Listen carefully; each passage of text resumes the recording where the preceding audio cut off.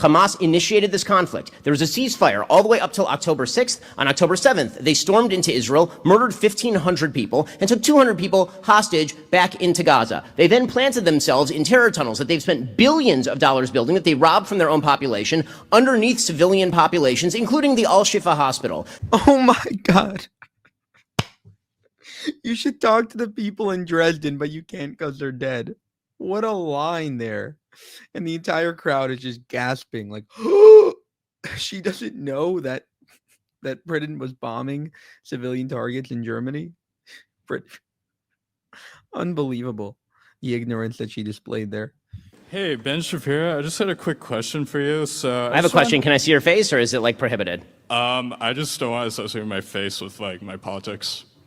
Is there a reason for that? I just don't want worried about my career. Is that okay?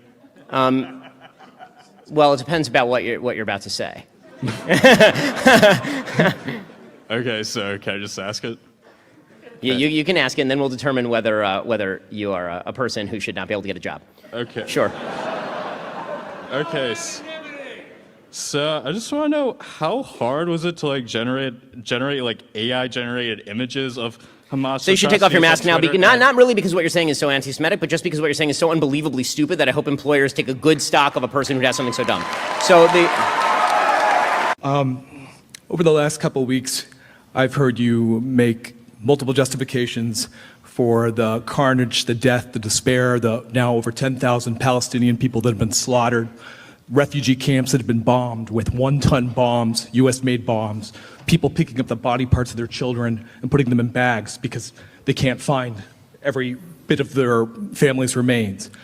And you have made the justification that it's worth it if Hamas is wiped out.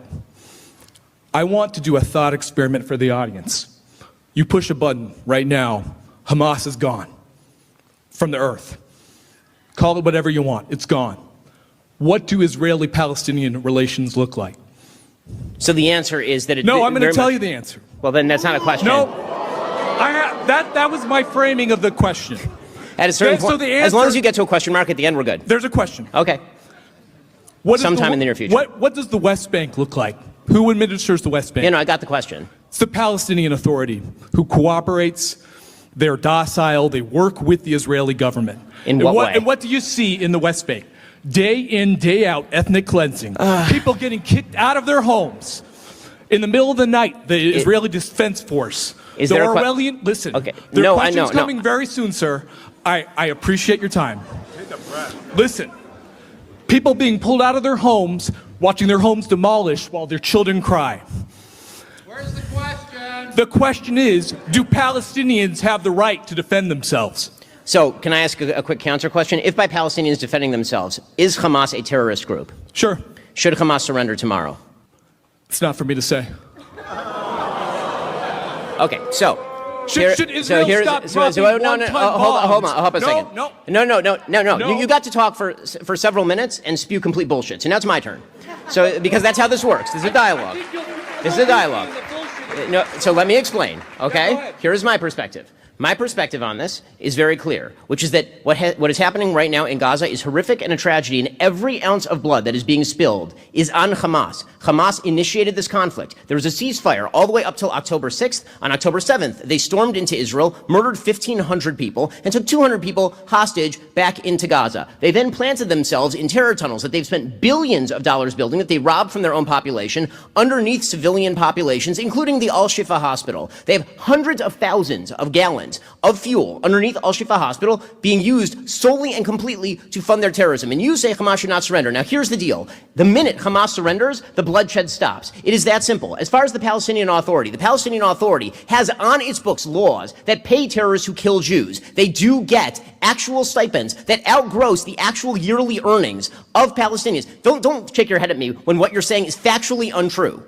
So, what is going to happen next after Hamas is gone? The answer very much depends on whether the Palestinians ever decide to put in place a government that is willing to not attempt to genocidally exterminate the Jews. Israel pulled out of the Gaza Strip in 2005 completely. There were no Jews in the Gaza Strip in 2006. The United Nations Security Council still considers them an effective occupier when they control the ports, the air spaces, all the territorial Okay, so number one, you have to control... They're incorrect on that fact. On what that you're fact? presenting as a fact. On It's what not a fact? They did pull out. They pulled out physically, but they Oh, control. but not mentally or emotionally. No. Okay. I just explained how they did pull out. As far as the ports, as far as the airspace, of course they have to prevent the shipment in of weaponry. Why? Because every single dollar that went into the Gaza Strip was used to build the greatest terror base on planet Earth, and we're watching the consequences of that right this very instant. Israel has complete air superiority over the Gaza Strip. If Israel truly wanted to commit human rights violation, they could literally turn the place into glass interruption, tomorrow. sir. They're Quick not doing interruption. that. Listen to me. The West Bank. Explain the settlements. Is that Hamas's fault? What? First, okay. So first, you need to. So first, can we finish with the? Are we done with Gaza? We're done with Gaza. So now we're moving to the West Bank. I'm not going to separate them fully, no. Of course, you're not going to separate them fully because you won't even say that Hamas should surrender. I'm not in charge of Hamas. That's such a ridiculous answer. I'm not. You're not in charge of Israel either, but you're dictating policy. That's right. As far. You never answered my question. I'm happy to answer your question. Do As far, Palestinians have the right to defend themselves? if by defend themselves you mean murder innocent civilians, then no, they do don't not. do that. Well, clearly you do, because you don't want Hamas to surrender. No, That's what they I are doing. never They are said murdering that. innocent Israeli civilians. They're murdering innocent Palestinian civilians. They are murdering anyone they can find. They're literally shooting people on the roads from North Gaza to South Gaza right now to tell them to go back and act as human shields for their rockets. That is what Hamas is doing right now, and you won't call on them to surrender. I'm done with this guy. We're done. We're done. You're not done. We're done. Yes, I am. No, you're not. Goodbye. Goodbye and good riddance. Another great job by Ben Shapiro there. And I think that maybe he got a little bit emotional, and this is understandably, this is right after October 7th. So, he's obviously very angry that there are people that don't want Hamas to surrender. But again, the idea that that Palestinian Authority is incredibly peaceful, that's how this guy represented the Palestinian Authority. Oh, it's just a peacenik organization looking to work hand in hand with Israel. No, that's not what they are at all. In fact, they pay people to kill Israelis and Jews every single day.